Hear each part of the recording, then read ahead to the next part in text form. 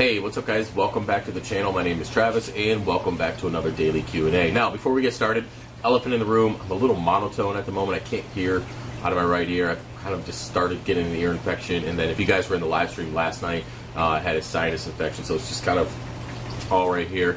And yeah, so I'm going to be hitting up probably urgent care after training this afternoon and hopefully get that taken care of. But either way, I told Jeff that I would go ahead and get this question answered. It's an email question, and get a video up for him today. So we're going to do that regardless of what's going on. So I'm going to read it here and then we're going to answer it. So he says, "Hey Travis, I have what I thought was ick in my main tank. As you probably are wondering, I do not quarantine." Well, you should be doing that, Jeff. And hopefully this will be a lesson learned on that. I am setting up a quarantine tank now, but for beneficial bacteria, should I use the media in my sump as there is already a parasite present? My plan is now to catch the remaining fish. I've lost about 60% of the fish and put them in the quarantine with copper.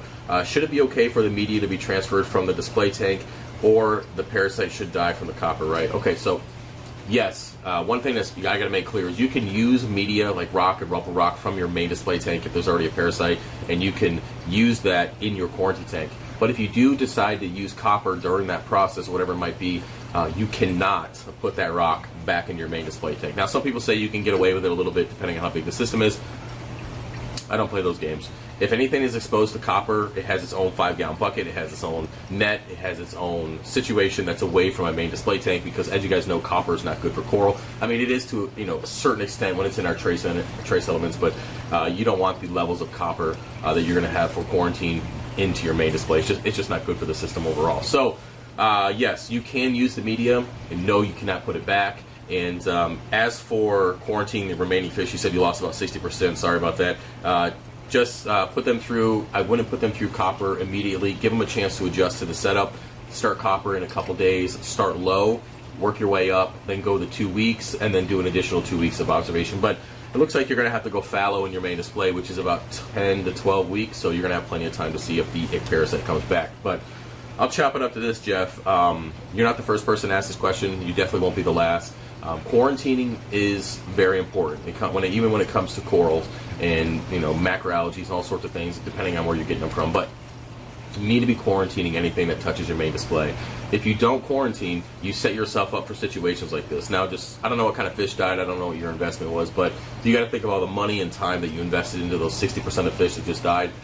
They're dead because you didn't quarantine. Now you're out of the money, and now you have to go through 10 to 12 weeks of fallow. Now, hopefully your tank isn't packed full of SPS coral, and you don't have to try to balance nutrients and all that stuff throughout the next few weeks or next 10 weeks because you don't have fish in there to keep up with the bio load. But either way, best of luck to you, man. I'm not trying to be a hard ass on you.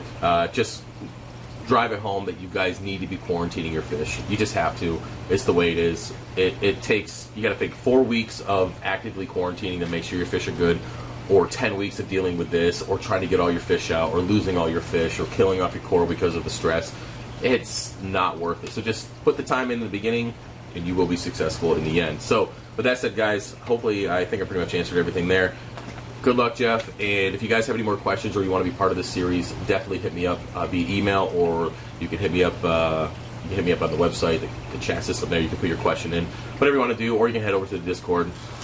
Other than that, if you guys want to support the channel, head over to FishOfHex.com, and there will be a link for the Tap Out Cancer event coming out next week or next month that I'll be going to if you guys want to support me for that. So with that said, guys, I will see you later.